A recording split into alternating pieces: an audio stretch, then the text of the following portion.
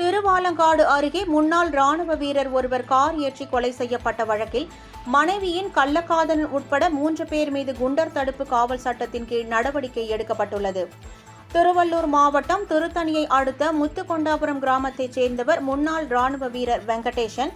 இவருக்கு சந்தியா என்ற மனைவியும் 9 வயதில் ஒரு பெண் குழந்தையும் 7 வயதில் ஒரு ஆண் குழந்தையும் உள்ளனர்.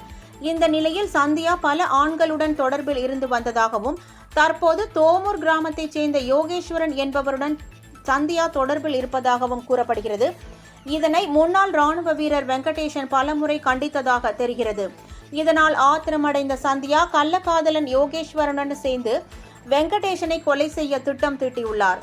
அதன்படி யோகேஸ்வரன் தனது நண்பர் சதீஷ், அவரது தம்பி ஸ்ரீராம் மற்றும் மணிகண்டன் ஆகியோருடன் சேர்ந்து சில வாரங்களுக்கு முன்பு இருசக்கர வாகனத்தில் வீடு திரும்பிக் கொண்டிருந்த போது வெங்கடேசன் மீது காரை ஏற்றி கொலை செய்ய முயன்றனர்.